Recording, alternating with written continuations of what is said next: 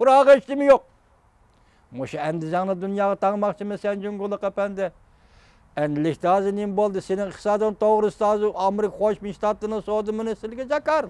Tügüdün degen gep. Eğer bunu davamlılık icra kıldığın bolsa aldığın şart Amerika Koşmuş Ştatları sen kısa sahası tügüdün degen gep. Sen işkin yalı vurduğun yay yok. Biz başta nemi dedik, liksimizden başında dikkat kılın vatandaşın dedik. 2014 yıl 10. ayda Amerika QE yani pul besiş maşinesini toxtattı. Dünya iqtisadiga endi Amerika qon bermeydigan bo'ldi. Dünya iqtisadiga endi yar yülek bo'lmaydigan bo'ldi Amerika. Demek bu ne?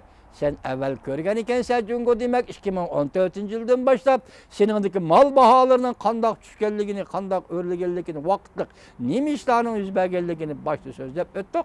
Demek iktisadın ahvalının şuya kegen eken objektif kanuniyet, tabiyetin kanuniyeti ahire merisiye naqsın tavlaşkı mecbur oldu sen. Sen merisiye naqsığı cür bolu sen depti. Menzu Yungşi diyen aptor. Bu aptor adetki aptor emas. Demi dedi ayadi men tavsiye kıldım. Lekin kişiler anlamadı, görmez, selip aldı. Men ümit kıldım. Bu yuqur derecelik iqtisat şunas bu. Merkez derecelik iqtisat şunas adam bazı merkezden içinden çıkıvatkan statistiki bu. Demek şu yer keldi degen gep. Endi biz özümüzden sözüge qaytıp geleyli.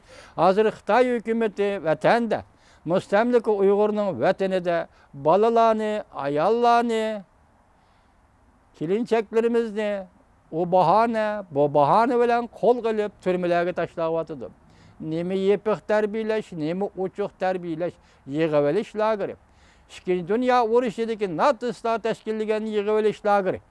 Uyg'urlarni yig'ib olish bilan majburlab, onun yantab bir qismini turmalarga ekitib, mushundaq zo'rliq, zo'mbilik qilyotdi. Men o'ylaymanki, Xitoy Kuzning harisi kuz kelganda achchiq chaqqanda Xitoy hozir boshda dedik gumron bo'lish gavriga kelganda bu o'chmanlikning hammasini Uyg'urlarga artyapti. Uyg'urlardan o'ch elyapti. Biz yana shunday deb baqaylik. Sen hozir Uyg'urlar qaratgan bu siyosatda qachondan boshlading? 2012-yili sen o'tirg'i chiqding, u 2013-yili.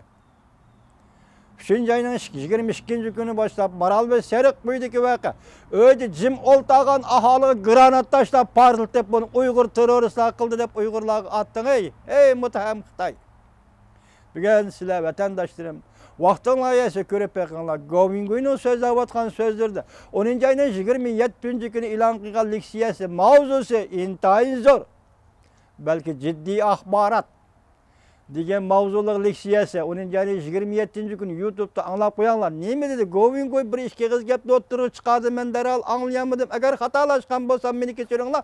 Dedi ki Govingoy sen men genci ürümçüğü verip Cangçun Şen bilen nemişke uğraşıp kaldın dedi. Cangçun Şen bilen sen men genci nemişken uğraşıp kaldın dedi. Dübedi verdi geldi. Bu kege vakti Cangçun Şen nemek uğraşıp kaldığın nemi dedi. Sen yani partlatkınını Cangçun Şen koşalmadı. Bunu Uygur'a artman dedin, Uygur'a artma deyip koşulmadı Cangçun Şen dedi.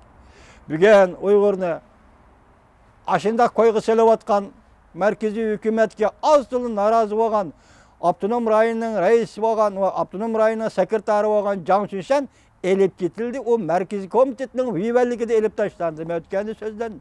Demek sebep bana müşiyedi. Govingo'nun sözünü anlap koyun. Demek müşündak bulduğun bolsa sen vatanda boğan müşü. 5 yıl içindeki partlatış, öldürüş, okuliş diyenlerin tek sürüştürsen. Mesela 2014 ayının 30. günü Ürümçi Ogizal vakası. 2013 yılı 6. ayının 26. günü Lükçü vakası. 2014 yılı 3. ayının 1. günü Kunming polis istasyonu vakası. 2013 yılı 10. ayının 28. günü Beijing payitahtiki partlatış vakası. Muşu vakalarını Govingo'nun sözüge anlaganda kim kıldı? Xitayning Anchontin Mahbi İşler İdaresi muşu işlerini teşkillep ahir onu Uygurlarga artıp Uygurlar kıldı bunu deyip Uygurlarını dünyada teröristlerge yaki zorban güçlerge aylandırıp dünyanın besimini peyda kılışka. Onun da al kılganda memleket işçide zar sen nim maksiyet ketmek giden. Hani yukarıda gördük vatandaşlar iktisadi ahvalın muş iken senin maksadın aldığındaki maksat Cungu halkı emas, Cungu puralar emas. Belki Gungchendang'ın Kompartiyanın hakimiyeti qanday saqlab qolish.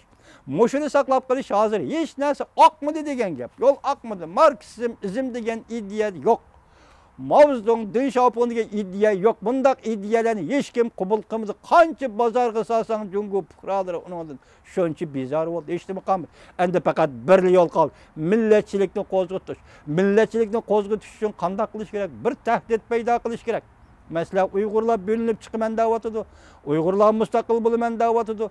Uygurlar zorballık kılıvatıdı. Zorballık hareketleriyle şugullavatıdı. Manı onu kıldı, manı bunu kıldı. Üyeni partlattı, bir yana attı. Muşu arkalık bütün memleket Xitay pufralarını korkutup, çöçtüp, o pufralarının köz aldıdaki menfaat meselesi bilen kozgulup, Gungchendang'ın Kompartiyani ağdırıp etişten ibaret mışındak bir ihtimallık ne?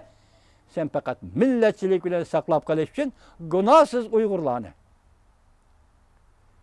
Bugun qarab fakat turmi-turmilar qashqash kichik bolalarda nima gunoh bor? Gunohsiz Uyg'urlarni zo'ravonlikning, zo'ravon siyosatdan ostiga qo'yding. Endi vaziyat mushiga keldi, mushiga kepti deydigining nima? Nima demakchi?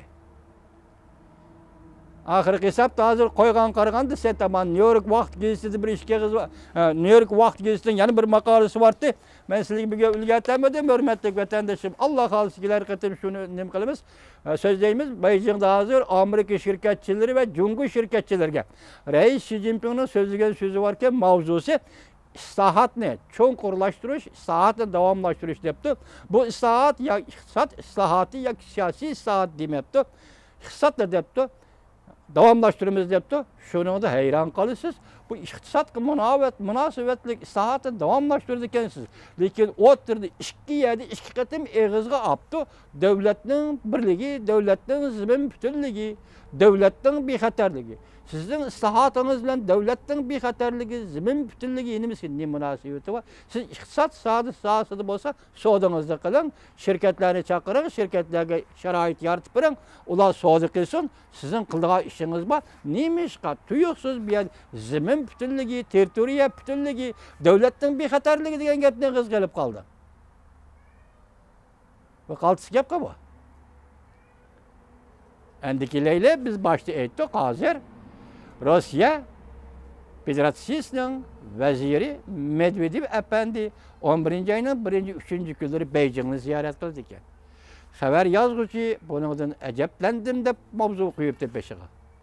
Ondan keyin 8-kunidan 10-kunigacha Amerika Qo'shma Shtatlarining prezidenti Trump Jungoni ziyorat qildi ekan. Demek bu yerda bo'layotgan o'zgarishlar bo'lib, bu tuyuqsizlik shu kunda Koreyaning o'ttiriga chiqib, sot sistemasi allaqachon kirib qoldi Koreyaga. Lekin buni o'rinlashtirishni tax o'ylashmadim degan gap bilan o'ttiriga chiqishi, o'ttirisida Jungo sen tashqi jihatdan nimaga yo'l qo'yding? Ichki siyosatda nimaga yo'l qo'yding? Ichki siyosat yo'l qo'ygan bo'lsang, Uyg'urning taqdiri nima? Uyg'urni qaysi olib qo'yding? Nima olib qo'ymoqchi? Yani devamlı görüşümüz hürmetli vatandaşlarım.